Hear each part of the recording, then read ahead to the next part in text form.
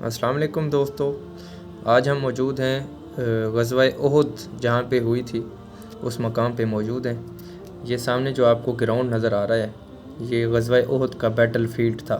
اسی میدان کے اندر جو ہے وہ جنگ ہوئی تھی، مسلمانوں کی دوسری بڑی جنگ تھی یہ، اور یہ احد کا پہاڑ ہے اور اسی پہاڑ کے نام سے جو ہے اس جنگ کا نام جنگ احد پڑا تھا۔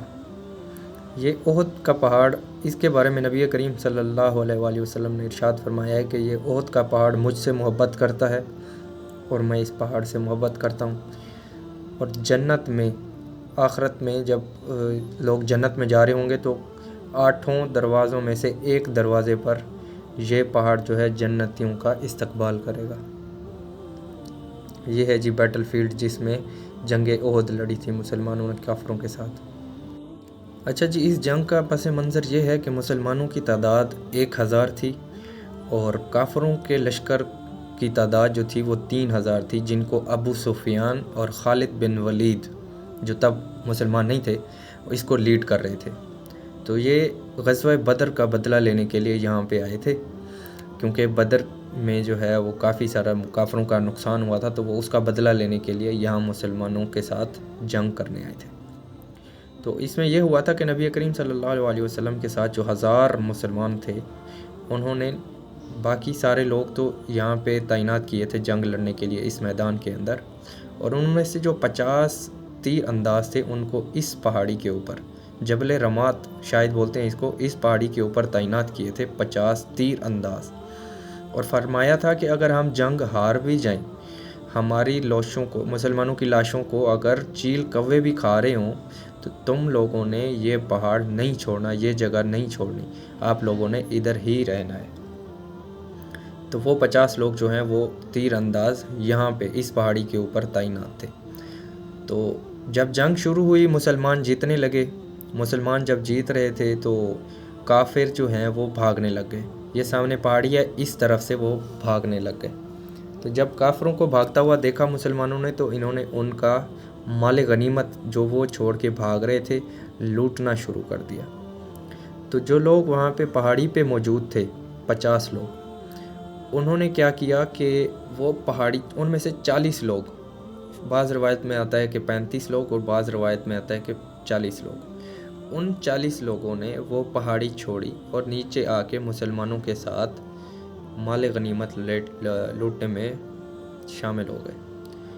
تو یہ چیز جو ہے وہ خالد بن ولید جو گھوڑوں کی فوج کے ساتھ تھے، ان کے ساتھ گھوڑے والے جو فوجی تھے نا، پیدل نہیں تھے ان کے ساتھ، وہ فوجی ساتھ تھے جو گھوڑوں پہ سوار تھے۔ جب انہوں نے یہ دیکھا کہ مسلمان اب مال غنیمت لوٹنے میں مصروف ہیں تو انہوں نے آدھے لوگ جو ہے وہیں چھوڑ دیے پہاڑ کی اس طرف، اور جو آدھے لوگ ہیں وہ گھوڑوں کے ساتھ انہوں نے یہاں سے ہوتے ہوئے احد کے پہاڑ کے پیچھے سے ہوتے ہوئے یہ جو سامنے تیر انداز جہاں پہ تعینات کیے گئے تھے یہاں سے آ کے انہوں نے اٹیک کیا۔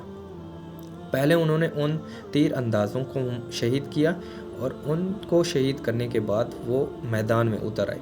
اب اس طرف سے خالد بن ولید لیڈ کر رہا تھا اپنی فوج کو اور دوسری طرف سے جو ہے وہ ابو سفیان لیڈ کر رہا تھا اپنی فوج کو۔ تو مسلمان درمیان میں، اس میدان کے درمیان میں پھنسے ہوئے تھے اور دونوں طرف سے کافروں نے دوبارہ حملہ کر دیا، اور یہ بہت بڑا نقصان تھا مسلمانوں کے لیے، اور بہت ساری لاشیں گری تھیں مسلمانوں کی۔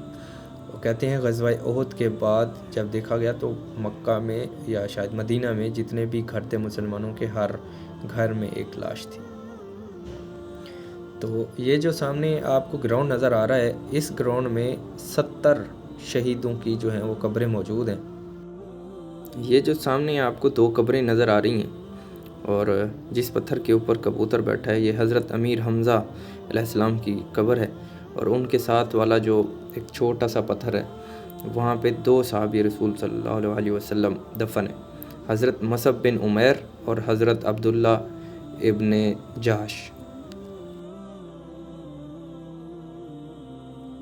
یہ جو سامنے آپ کو چھوٹی سی دیوار نظر آ رہی ہے یہ اصل میں ایک جامع قبر ہے جس میں 67 یعنی کہ 67 شہید موجود ہیں۔ ان کی قبر جو ہے وہ جامع قبر بنائی گئی تھی، جو کہ میدان کے دوسرے حصے میں موجود ہے۔ یہ مسلمانوں کے لیے بہت بڑا نقصان تھا، اور یہ نقصان صرف اس وجہ سے ہوا کہ ان تیر اندازوں نے نبی کریم صلی اللہ علیہ وآلہ وسلم کی کہی ہوئی بات کو نہیں مانا، مطلب ان کی کہنے کے باوجود انہوں نے یہ پہاڑی چھوڑ دی۔ ہم اس پہاڑی کے اوپر نہیں چڑھیں گے کیونکہ یہاں پہ مسلمانوں کا، شہیدوں کا خون بہا ہے۔ اس پہاڑی کے اوپر ہم اپنے جو ہے وہ ناپاک جوتوں کے ساتھ اوپر نہیں چڑھیں گے۔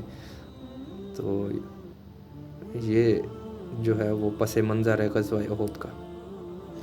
غزوہ احد میں نبی کریم صلی اللہ علیہ وآلہ وسلم کے 2 دانت مبارک شہید ہوئے تھے، اور حضرت امیر حمزہ ان کا جو کلیجہ چبایا گیا تھا وہ بھی اسی جنگ میں اور اسی مقام پہ کیا گیا تھا۔ اور نبی کریم صلی اللہ علیہ وآلہ وسلم جو ہے اس جنگ کے بعد، یہ جو سامنے حضرت امیر حمزہ کی قبر مبارک موجود ہے، ہر بدھوار کو جو ہے وہ یہاں پہ آتے تھے۔ تو اس جنگ کے بعد جو مسلمانوں کی بڑی جنگ ہوئی تھی وہ غزوہ خندق ہوئی تھی، جس کو قرآن مجید میں غزوہ احزاب بھی کہا گیا ہے۔